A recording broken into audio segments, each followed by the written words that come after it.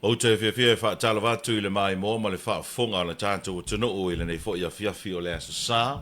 Ia, ma lor fo lau manuia, fa ma lo fo i sauni ngā lotu sa uru fale, lo tātou tunu i malu tā pua i le ngata i sa mo nei. Ia, ma sa mo lo mai mo ma fa fonga mai i a tunu ma mao. Pa angol nei pokalame alo maia e le talanoanga ma sani le nei fa awawina ma le taitai o le HRPP le sunga tule epa i ono Dr. Sailele. Malia le ngoi. Fa tala watu tule epa malo le soifua manuia malo fo fa malo si mai tata nonga masani ne fiafi. Ja, tala watu fo ile. Malo le tunu lo fa fonga mai le fa tala nonga ta upu SS e fia la ngā fo e la utou le tio tali tuai mafutianga o le tatu tunu ia e maise le tulanga masani o matu fo i fautuanga matu alalo i o wala ese te tauai on fo ia e whawhita au le tula mai a fia il tatu o langa o aso uma. Ai longa i eini ni fautuanga po o ni vaenga e ave e se tu alalo ale. A se tuanga i o se malo pe awai atua o lai. Ele lei fa foi ma sao me fai ma fai unga fai al malo. Ele ai se me te tauai on ave se fautuanga. Be a fai tilo atu ia le vaenga o lo anga ia le malo o lo le ia me uma. Ia on fa fai ngofie foi lo matonga. O le vai aso le nei tae au, lea e mau e whamtalanga e amata whanga solo ai, le whamasinonga fo le ua lui ai e le HRPP. Le tō fio te tai fono o fono whaavai ai tū malo. Le ase tā ua o le lui lea le HRPP. Ua tanu mai le matolo ia whaptoa. E amata ai le mato lui le ua vatu i luma o whamasnonga. I le tulanga mato finga o te fono o le mea te taun ave e whatau ai tu malo uma o Samoa. I le lato whaipule o le taitai o le tu malo i sosum tau pu langa ai se fina ngalo le tumalo e te tono falanga mai a Samoa e le palemena o Samoa te fau ma upuai e faito ina auron filfriel sui ia saunalu o la e to vea to o le tumalo i falanga mai a Samoa e fai tono o le mota malmalaya i te fau o le mota malmalaya o sa iringa malo o Samoa na tuturi e se ai i a whainga malo sa wā ma Samoa e o tule mai le malo o Samoa ua pule lava e ona i a lava tangata e o tulanga na e whataua mai ale amtanga mai ka mainga sa ia i te tonu tulanga lava lea se kai mua nge ukula i mai ai ia se whainga malo ua makua ave ese le mamatu o whaipule e le whainga la pēna whapea na o matu whaipule a ole ave ese i mamalu o latu whaipule a le ngofo ngā mo me o ngata i whasia a le pula maka mo le ia se si o latu se whai aku i le lako kai se wha valvalea la mga upunga e whai kwa le ia masesi Ia i piwa pala ai. a whai aku a ia la auli kako ua kai le maua yo le maua kako ua kai le mkawhaka yo le mkawhaka Ai o le whaalupenga le ta te whaalongo e lawa po lea fo i le iti o le tala vau o se suia whaipule. O te whaalongo ai whaalupe whaapea. O le tamao le i tu malo. ma le tu malo O lona wingala, e uia ina tasi le whiliwhilinga ai tu malo i whaipule le HRPP ma tuto tasi malisa. Ai pei watu uma o lalo ina ono le whiliwhilinga i o te teifono i. o le me piko siri o ngā mākanga. Wha luma i sui o i kumalo, lako whaipule. O ka ia o i kumalo o. O le me valea nga whai siri o ngā wha valea o ai ai. Ele o whea se whale. O musa. O musa ere uma. O ka lolo foi, ngā o whale sae whai ai. Ai sa awa. Ngā o whale sae whai, e so e se ia konga. Mora ka muta. Mora ka konga. O le whai o le, o le ngei mea wha valea. O le whale le uma. Lua o le kongi e Australia. E le koe sue la se konga. O kongi o ka muka? O ka muka, wan mea ngai whai o kongi o ka muka. O e le ngā vei ai. O la ule ma le whongwhakarai. E le ngā ka o ngei mo i a konga ke kele. Kaili mafi. O mo meo whai o avo. Teo kusi. Teo kusi mafi o fia. Ai, o mea ngā whakongo i a... Fono whaavai. Fongo whaavai. E o maile ka i, o isi ka i kou suruafe, whaalongo, o isi ka i lima suruafe. O mai whai ake o kusi ave mol palmia. Ma le fongo whakalai. A re maka whai pule o palmia. So, kaki a ia maka o whai pule. A wai loa le whai mea whaapiko. A se i whai aku ia lako whai pule, ngā pura mai o maka. E whapea wale ngia lako. Whalavelane. Whapea wale ai, wale mga o inkupe. Se o le maka ngā. Ai whai pupula. O longo winga. Wa makua whaavare uma. A whai akua ia la au li whapea uma kua ia. Wa leva na o te whaalongo i le whaapunga leo le corrupt. Whatoa over ai le se practice corrupt whapea. Whai pupula. Ia. Whai pupula me pi o mal whaanganga.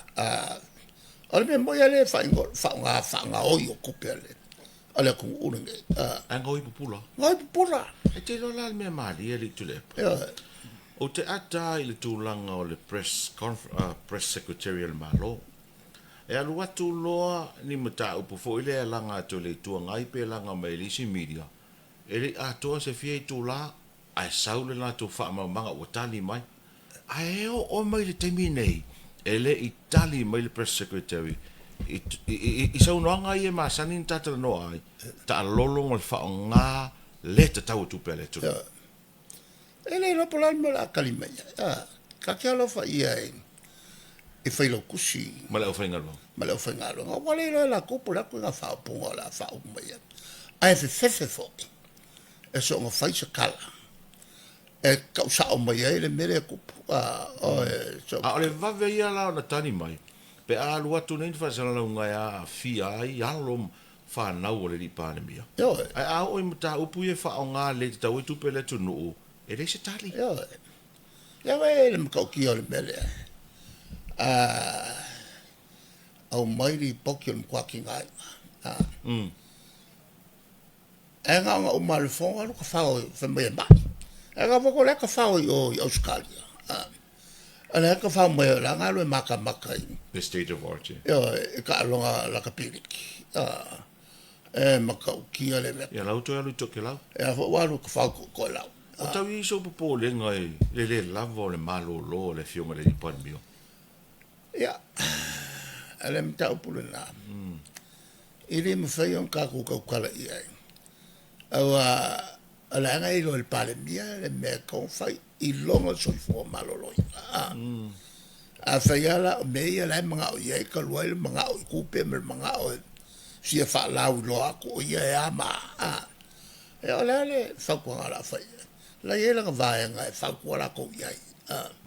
Wa umal palota sa fatalua. O leo to e filifilia.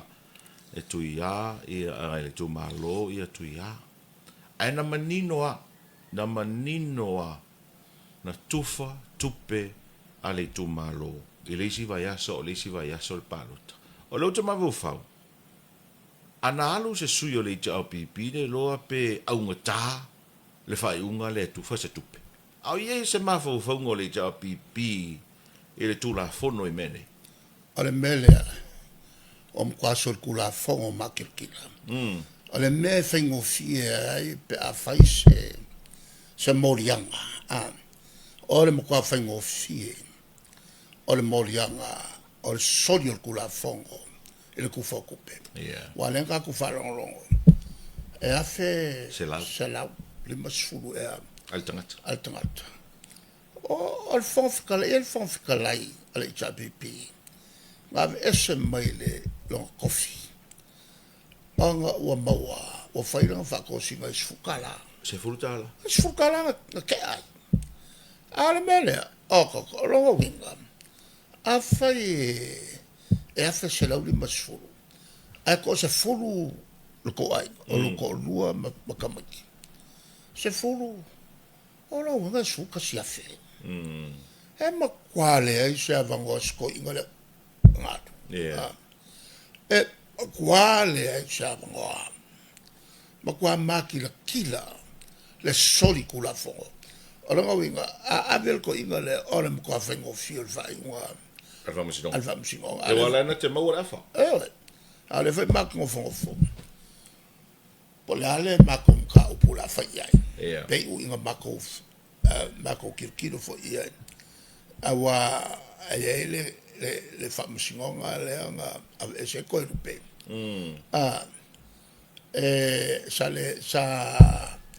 le mwhai se mako kui kuranga masang. Ua kakala mai lo alfa Musinonga. Wa fo e kai me fa penga. E fa ngo o le French le court. O war le fa Musinonga e se ilinga me me kongo. Kai ngala le mako sawai. Ora la mako fo mako mafo peka fo ila o mako lu inga le.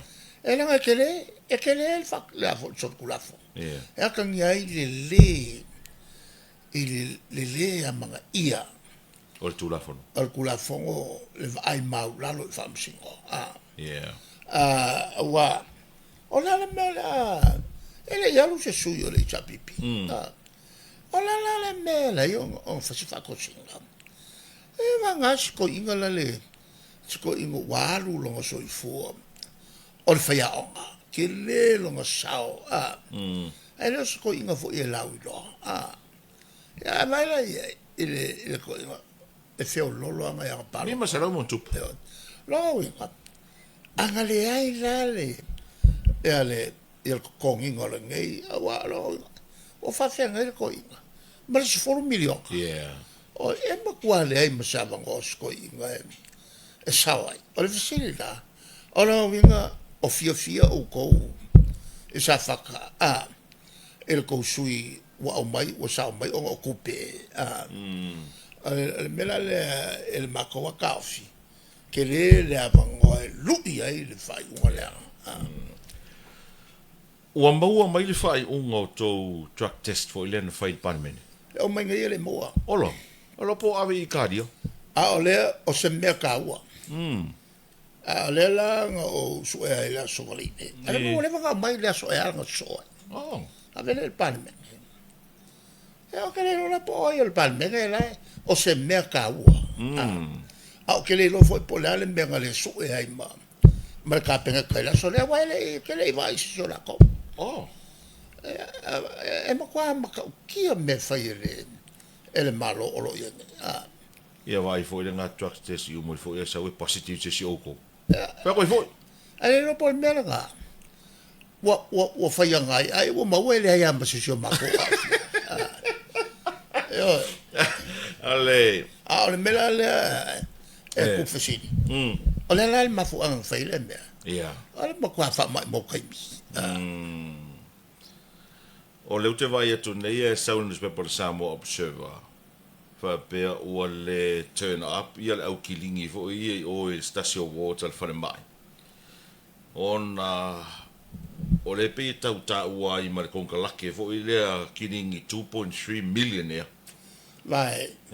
Kwa mo ki ngoa. A wala o le mea kongo e fai e mengi o konka lake. Fasala lau. O ai ale au mai e ki kilo aku le komiki o ka ngaka e ame kongo e le ungi wo fa maungia le lako agava Fili lo ko ko fi Yeah. le o ka ko fa lo nga uma ka ko fa lo nga fam kala wale a mga ia le vai nga wa coffee fo ya ku ia ia se ka si fo yo wo la le o me le nga uma o lo fa ngi me pi corrupt o le mela nga a fai o lo o kula mai mi fa le kongu il fa le mai il kai mi le ngi il o ko ka ko kongu o fa le fai le ma maka ngā le mela ia o le mafu anga ka ko ke ilo le ia mafu anga i leanga ingi mea lea kungu mal malo o le pi o la ko ka i whai unga Na whatoa out mai po le asa tofi e po le asa lulu le press release o le tali le malo. I le te leo mawhauwhaunga mapapo lenga o tangata. I whateita inga mua fo i lea le malo sa ina le whai mai le Pacific Ocean. Pei tai o le taimi lava na pa o i mea whateita i a saina. Na wame o na tali atunu, tai o atunu o le Pacific. Ai o ia ni usira ma Australia. Ai le ilangona lava se leo se tai po o se minista o le malo sa moa. E wha leo mai ai ia po lenga o le atunu. Ai pe wa mai le pepa fo i le whai tau ai. O le aso usina fia. me fa pea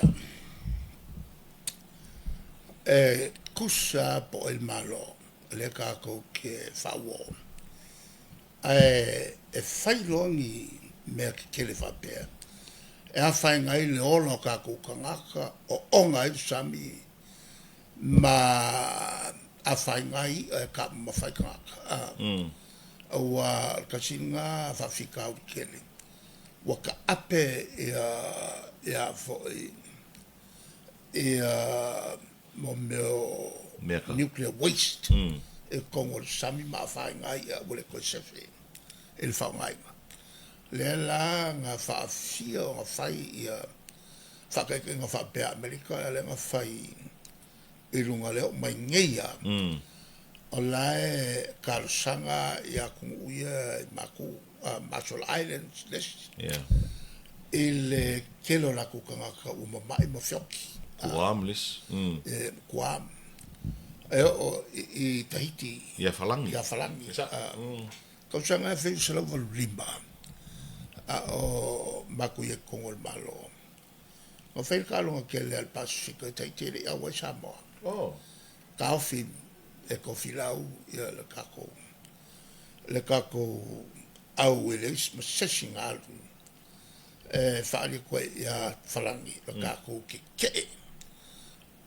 ia la ko faka ka ne fai ma sa vale fra ka se lo poco filau ele a wai fali mako ke ele langa va de mukai ma mukai lo ma faka ka inga falangi o fai Tahiti ia ale foi la wa kula mai senga po le ala le kako fenga wo senga ele ka fiel ka ku leo e fa leo ai ia me ka kele kalia e kai pe foi la nge ka sanga lua fe mal seku ngalanga e kongo le malo vakas ele fongo le fa ko mo puipuinga ia se maka upu peka kau o ngā vea ia pangi ma siamangi ma sui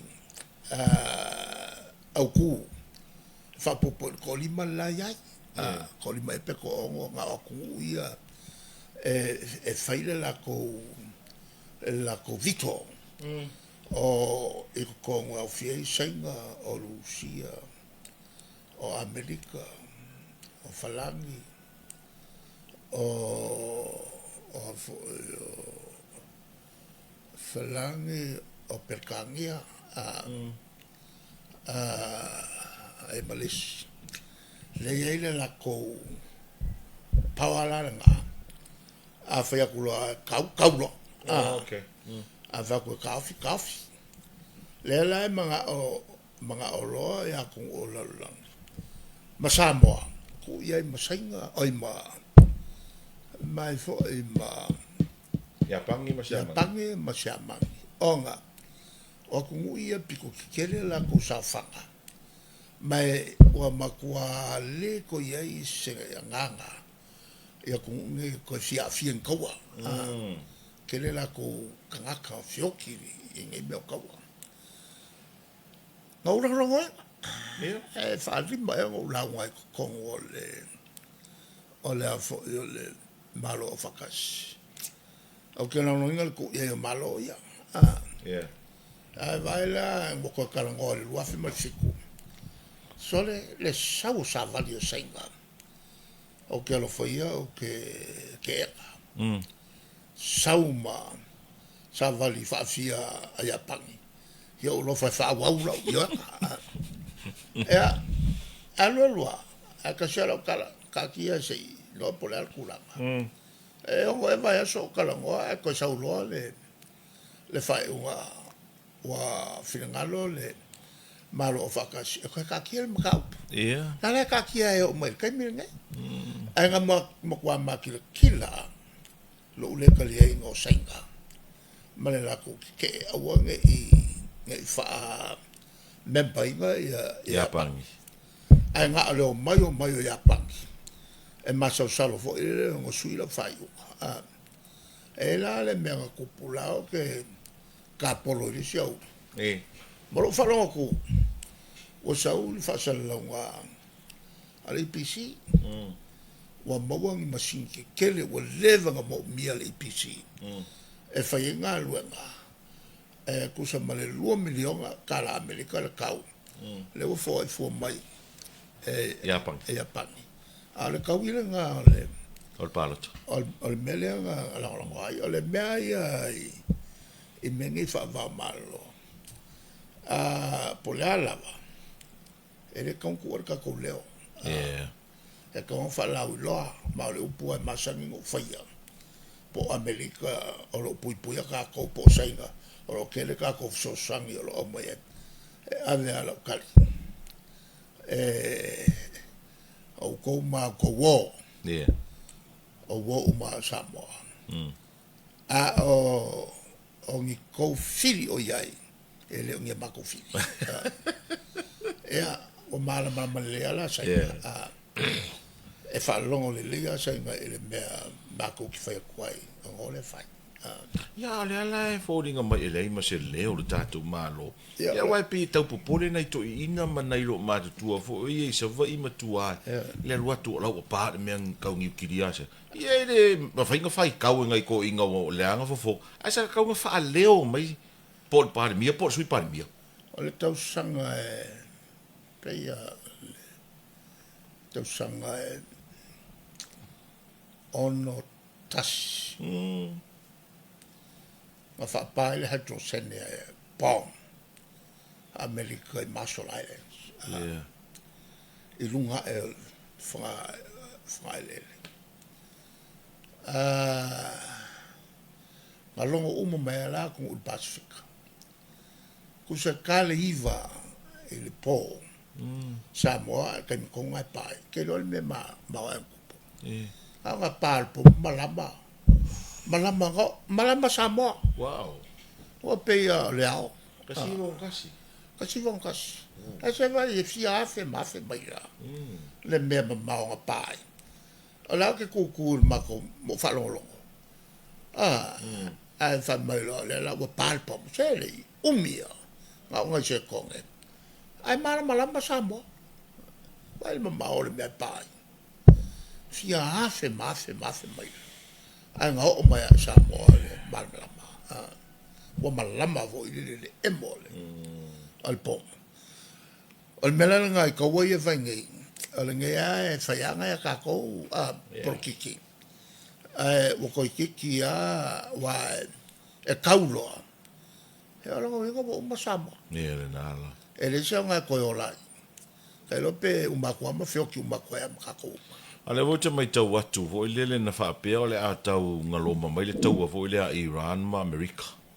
mai sala elu fa pele ole a to e solo ngale le tau so a le fo vai atu to e tapuni fo ile ala va fo ile straight off o mu so la fo ko fa world cup yo e mo kwa ma wa e ale ia me e ko pu Middle East po ingala o kele o isi kuskusinga wa koi kiki a ngā pāle kaua e olonga winga ole whai unga ngā Samoa olonga winga lai wai pāloa e ngā yaso e kaku olo whamasinonga ngā kanga olonga winga lai kai miringi ka penga ngā kai po a mailonga o langa whaakukua Sao ole Popolenga o le tamau a inga o le atunu uli vai tauna nei tu le epa wa oio lau ma lau tuspa ia lea.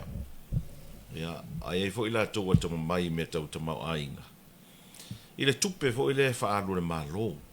O se mele lei ai wei nisi o tala noa mai wei Popolenga. Mai le miliona o le polo keti fo ile tu malo sa iai pa inga tau ai. Leo si ine le 2 miliona. Ia, fao popo toi ma le 4 miliona le o talai ia si e nei pensione mo tangata mātua. Ma le isi 4 miliona le o whaasafua nei tupe ia mo pepe fou whananau mai o le tolu tausanga. O se i tū le lei. Ai pe e tū la i arfisili ona o le awhaina o le tamau ainga o le lalolangi. Po o lava tupe wha tupe ai. Ai pe o se tūlanga le lei mo le atunu. o whakalangoa ngā whalau e kene. Mai si tangata le malo. O le lako vai e le ausia. E le whaingofio ngā ausia le si milionga lea. Yeah. Ai mai si o le ua lafo mai e le ke leo mea. Sama sanga whai e le malo. Le ua lafo e kupe fo i a onga. Ia e se ai mea ma o le malo e whai a pakua mai e. Le lalanga o le musuai. E sa whai e kukongo i a whai pule o le chapipi. A wai e le whaingofio kalia mako ngi me leanga. Ngi me e se ai. Ia le kalkunga la e alua le kapsa le mele la e whainge. Alua le kapsa. Manga e kusio le so. Kusio le so. E le kulanga fo ele le o seiko ngalulu. Ai o ngere kaimi e se sele ai. Waka kupo e maisi mea. Ea maseiko e pa u ele a fo i ele umianga ola e pe. Le kelela i o le a fo i o le feau. O le feau ngala ngai le so. O e whaikaringa i a fionga lele. O e whaikaringa ai le whalongo. O e whaimaka e kawaso. O le melanga o le iai. O le au mai e le kua e a kala fo i le whaka oko. E whakongongu mai ai le ola e kaunga ko wolai. Ai kukuri. Kuri karinga kawaso maka. O le mela le ale e Samoa. O le kelo kangaka. Lai whai o ngelka kalanga mkwale fi whalongo. Mkwale fi whalongo. I mea ka kalango ai. O longa lako umanga. E makwa ku kuri. E fi whalongo i le mea mioko. Le ka kalango. E leo sa mea mioko. Le whaka oko kupe. E whai ia a ki ngā e molmanguia lo kele o le kumaro ai vai aku. O vai mai le vaenga whai ke o kusi ngā alpale mia. Alpale mia ve ngei ke o kusi. Ai o ele lako whai pule le se mea ve iai. Ai le i kopu whapea se mea whapea Samoa. Whako a kopu alea. Ai whai a malelekea. Wa whai a malelekea il mga kol o ka i o maro. O ia le wa umia le pule. Le anga le mele anga o le pule. O le pule so o whai. Le iai le upu vo le power corrupts. An absolute power corrupts absolutely. Mo le kwa whao ngā se o le pule wha o loa ia malonga ai. E ei le quote wha Peritania no whai tau e nei. Whaali liu wha Samoa. Wha pēr. Le o langa o le tangata aru le porkiki. E le milionea ISIS, le meo le porkiki. Ai o le tangata aru le porkiki ai umaifonga ua milionea ma tele na mea. O le kangaka corrupt ma kulukurunga. E sa o ngā mau. Sa o lele. Ei. Ke whai ako amin. Ei. Ia nga pula o amin. Fasioki umar ko le sia milionga. Fasioki.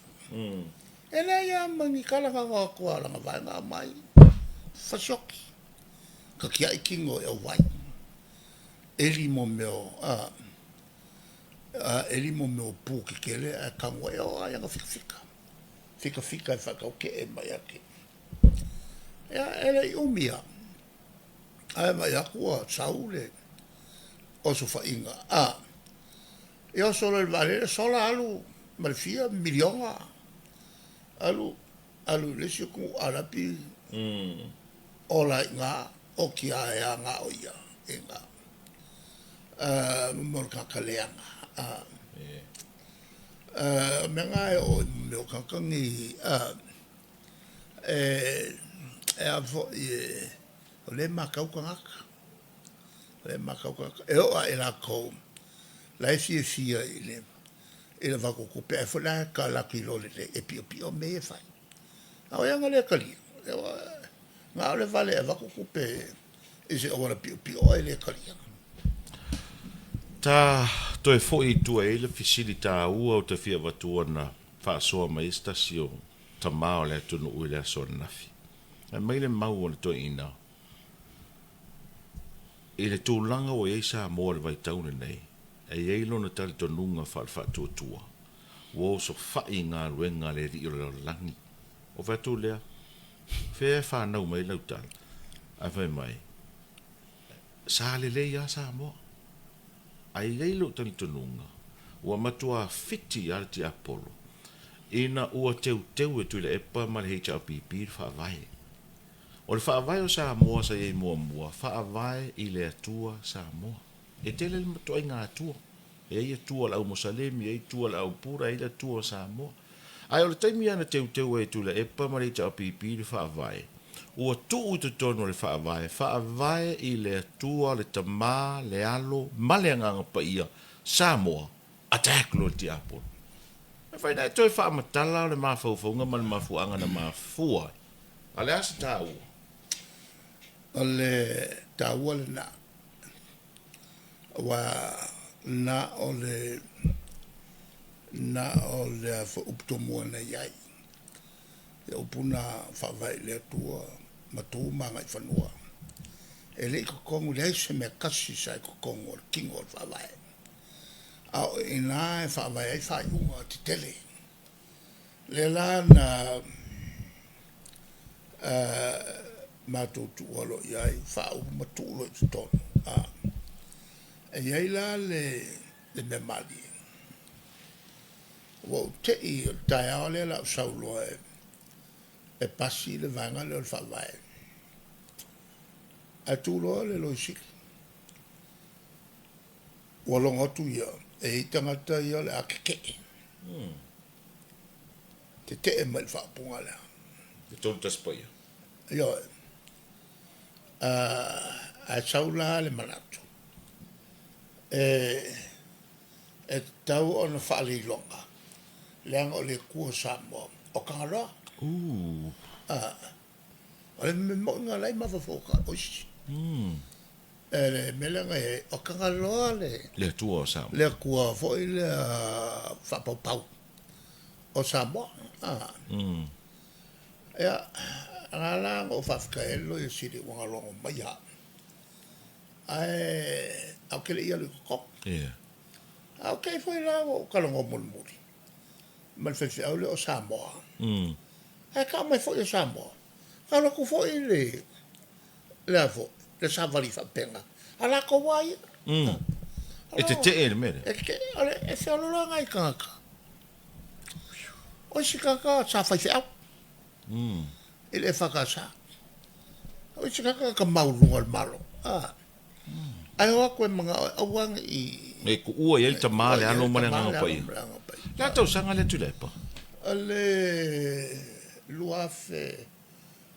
luafe sfulu vat so va mo ila to ai mai se tu pulanga lo fa fonga mai man tu ole no fo inga luafe sfulu luafe lu futasi le fa ye meia mal mafu anga fo na te ele sau ma le pele cha pipi ku la fonga yes lo wenga ole mele ma le penge ka ko malo ma fo manga ma fo mai I te tonga o se te unga wala nga te tau wa ka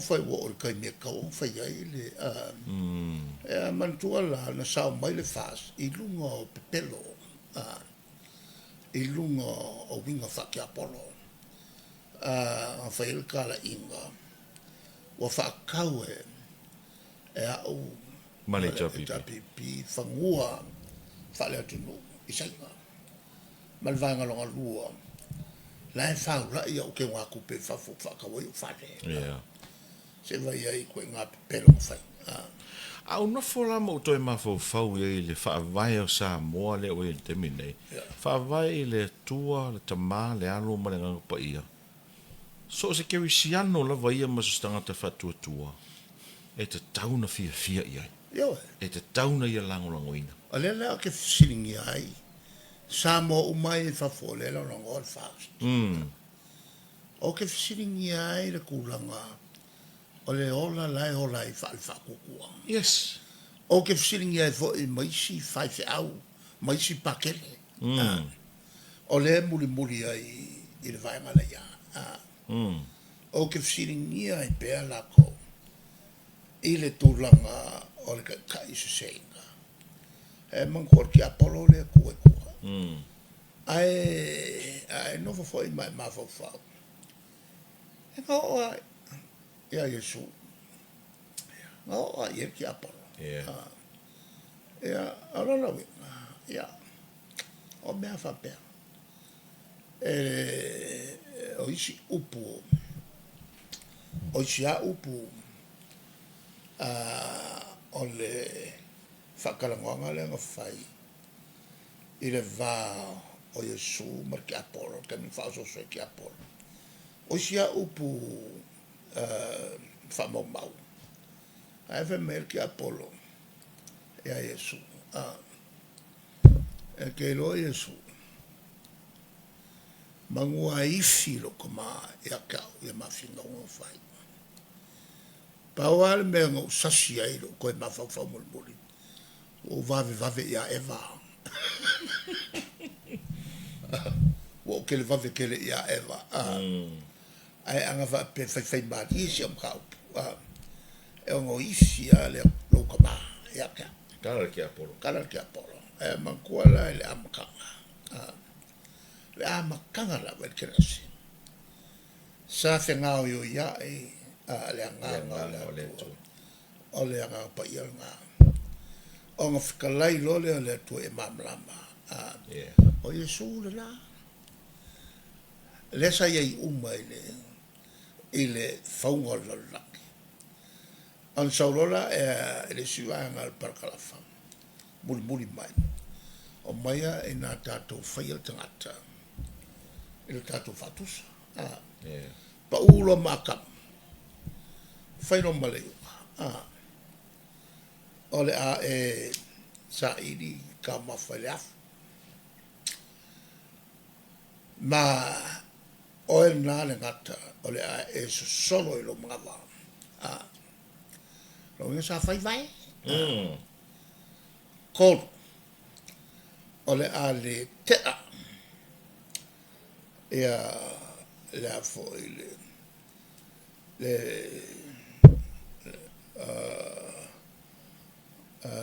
finaunga po la le vao oe ma le fafine ma la tama o le atui lo oilanga o le fasingo ia Yesu malia longa winga ngā pa ua a kampo ma eva fili ia il kaimia lea ma le whaalutanga, o le awhio mai e su, i se kaimi, e mariu mo kako, o le awala la whiwhiri ai, o le a whanau mai lawa, pe o le tangata, i se tina ua whiwhiri a whoki. I le kaimi a lea, e se mai la e, le whai mai i a scientist, se fulkolu milionga, pilionga, 6.5 milionga. Le makua o le lalolaki. O la ngā la a whai o kulanga, e peo le sifuru pilionga. Ngā whai e le lalolaki. Ma kaimi mai e loa le fio mai o. O la ngā wa lewa whakali lalolaki. I le fio mai e so. Ai whaka a fio mai ngai le lua whakau sangkalu. A mu ia la kako. Ai anga whapea fwoi lai au mai le whiau. Ai whai e fo e malia pe o whai eva. E le kalia le whina ngalo le atua. E o whapea ngi o le haka whakalka. Malo whaftai. To e tasi ala o whafsili. O le oa sui le system le o whanga solo le whanamai. O le to e meno fo le tai pe tusili poti ma details fo le o le tangata mai. Ai le ufa ngā le computerized system. A le no mau antu li poti. O le system na ta pena mai le tolu sulu tau sanga ta. Whatever on ta pena i le system na. Ai nala on tuai. O le sosani Australia. Na la to fola. E o mai. Na melana na leino tuai o le fatino. Alo winga la lela wa au mai so san. Ma fai ro na computerized fa computer uma e kele ko fa kalia. Na ai lo kwa au mai lo malau. E malau mela la wo ye uma ya fa mo konfiking o en fai bo. A so ya e ke fiu fa ka. Alo lo asa tingi fe mo le mo. Ma fisi mai lo le ale me o ki ngalo u ya alo vai fo ma ya ngalo le mamla mai ale o ya alo ko lo me fo ma ya va con me le kala lo penato e pe ya doctor penato la le sa tele in la ton fitte ta tutto ngata lo fale comune ale me sini la wa in fatino tato fa me moi. Alo, whaftai tele mo le whawano ino lo teimil ta tana noanga le nefia fito mo se si whawaponga le vas fo. Ia, whamalo fo i le. Whawonfonga mai e Samoa i le neitu la le fiafi. Ia, mo fo i se malolonga. Taurunga tana noanga ma tu le epa i ono tak sai lele mo le ngoi o le teitai o le HRPP se si whawaponga i le asa sa sau nei wha soi foia.